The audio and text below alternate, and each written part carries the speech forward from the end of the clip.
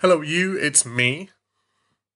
This is the final part 3 of the books I've already read in 2020 before I kick off the individual reviews. I've done one already, but that's going to be where this channel sort of goes from here. And then we'll do some sort of tag videos and sort of splice them in, do a few of those. So we've got 9 to go through today, just a few things to say about each of them. Give them a score out of 10. So let's kick off with number 1. Which is Play Dead by Richard Montanari. And I know this has a different title in the US, but I can't remember what that was. Now this book is set in Richard Montanari's Philadelphia series, which is about an elderly detective and their young apprentice and their escapades in homicide. Very follows the done-to-death lines of old emotionally scarred detective who is a grizzled smoker and a drinker, and his young, peppy, enthusiastic sidekick who has a personal stake in all of this. It reads very much like an episode of something like NCIS or CSI, where it's set in that weird kind of TV universe where there's just serial killer after serial killer after wacky, strange serial killer. It makes for exciting viewing, but I think it's pretty unrealistic unless that's actually what America is like, and I have been misinformed.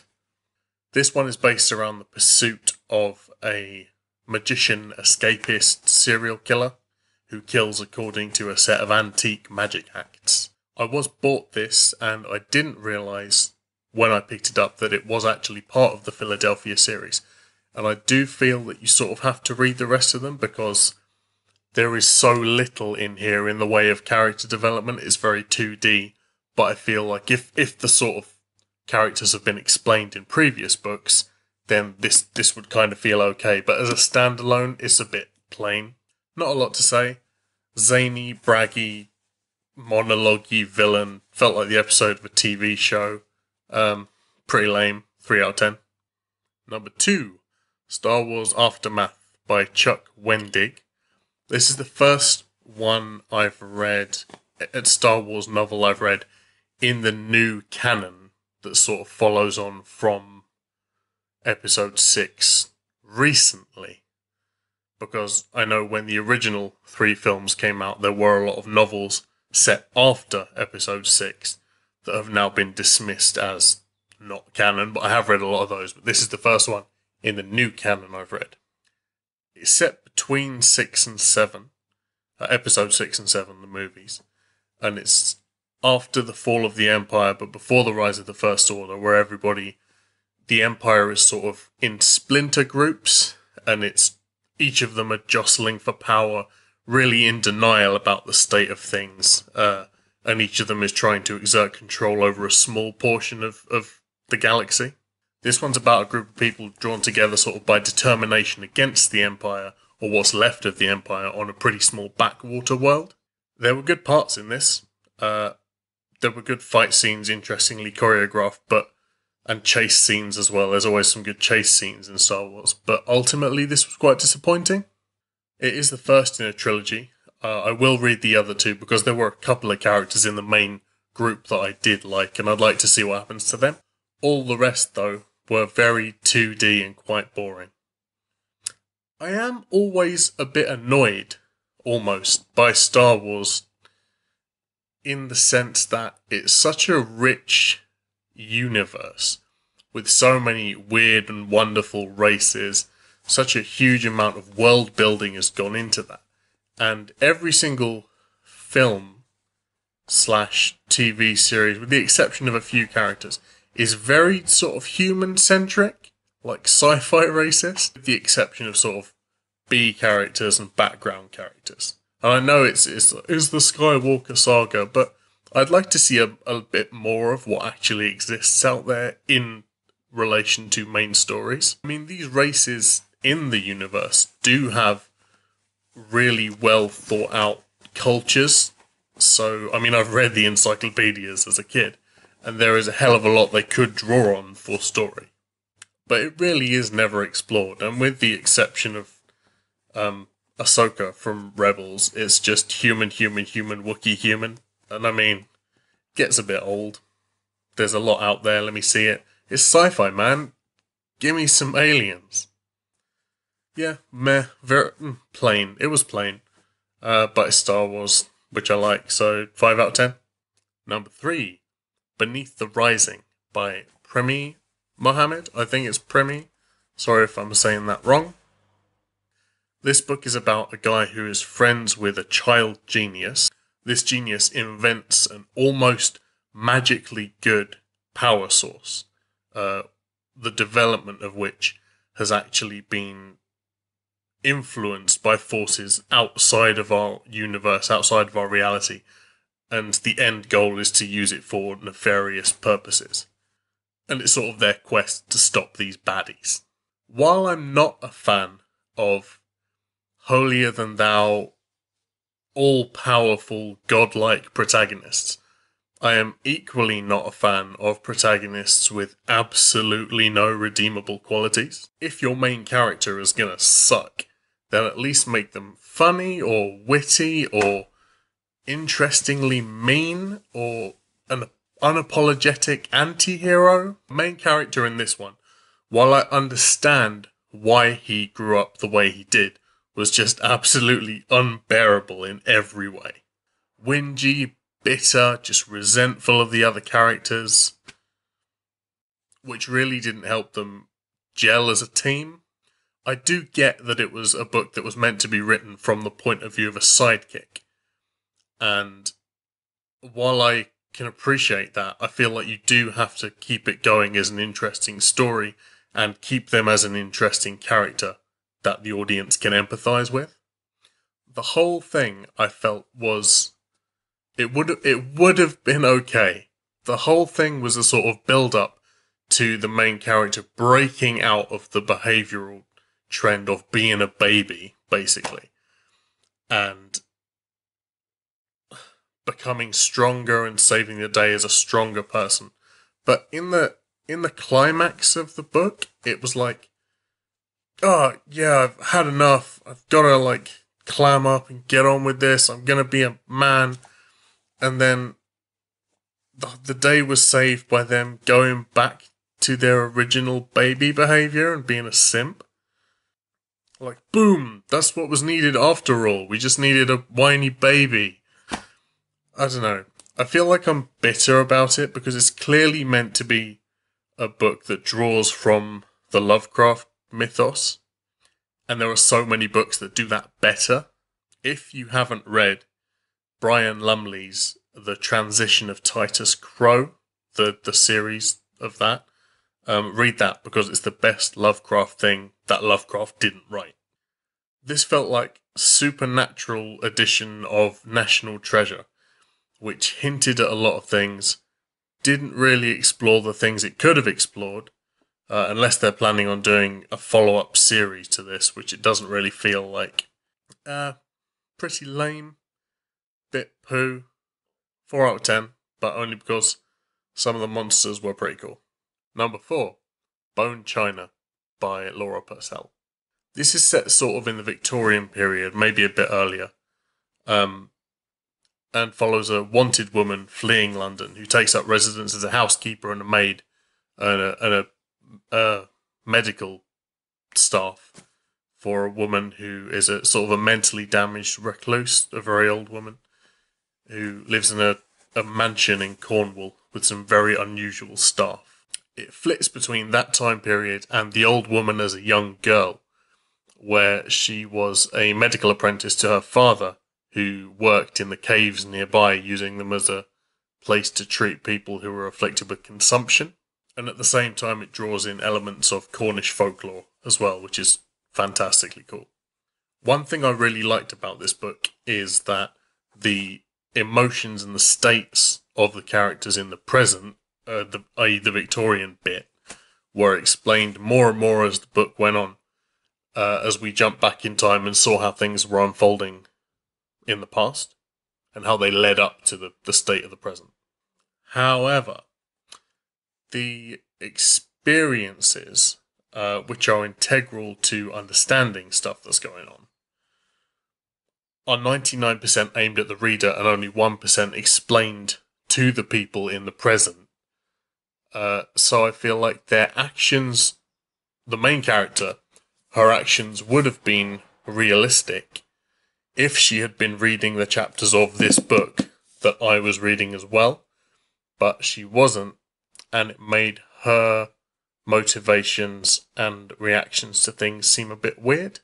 I'm mainly talking about the ending, talking about the main actions of the character at the end of the book being, I feel, very drastic, not really understandable if you were to get rid of the previous chapters that she didn't know. I feel like they were unjustified and strange.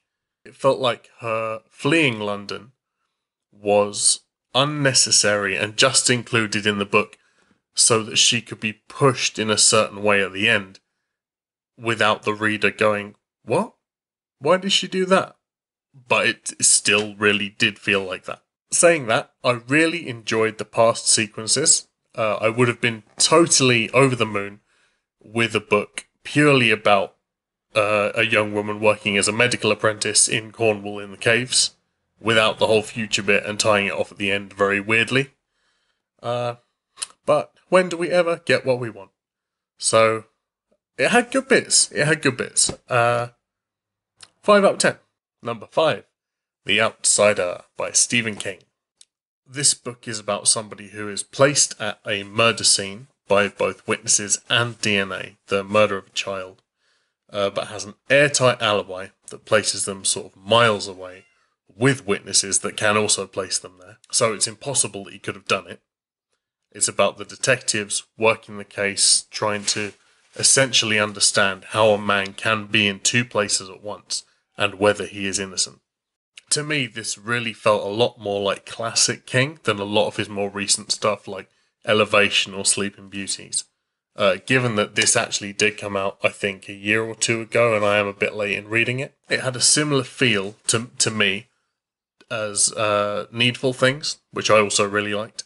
And while it did feel very classic King, it had a lot of things happen in the book that I didn't expect to happen. It really was surprising. It was fresh, exciting. Yeah, the characters were believable, enjoyable. I got thoroughly attached to Ralph Anderson. I can't really give much away about the story and how things unfold, but although it did feel a lot more like classic King fantasy, I actually enjoyed the police procedural bits the most, which is really surprising for me as a big fantasy horror fan. One thing I do wish is that the final confrontation was longer. I feel it was a very abrupt finish. I would have liked sort of an extra act after the final confrontation to sort of wind things down. I think that could have been a really comfy sort of cherry on top of the cake thing. Really enjoyed it. I'd recommend it. But I would say, do not read it until you have read the Mr. Mercedes trilogy, unless you totally do not care about the ending of the Mr. Mercedes trilogy, because this book makes reference to the ending and does spoil it. Apparently as well, King's latest book, If It Bleeds, has a short story / novella in it that is a follow-up to this, or about Holly Gibney, who is a main character in this. So I'll definitely be reading that. Very cool. Not his best ever, but definitely his best recently. Number 6, Witches and Ghosts of Pendle by Jacqueline Davitt. Local history books, again, local folklore. Love this kind of stuff. It's more focused on witches than anything else, as I'm quite near Pendle, which is sort of witch central United Kingdom. Interesting stuff in here. Learned the names of some historical witch figures I didn't know before. Good quality photos, better than a couple I've read recently. It's really tiny, take it out with you. Love these kind of local tour yourself books. Does give some indication of routes and places to visit, places welcome to visitors.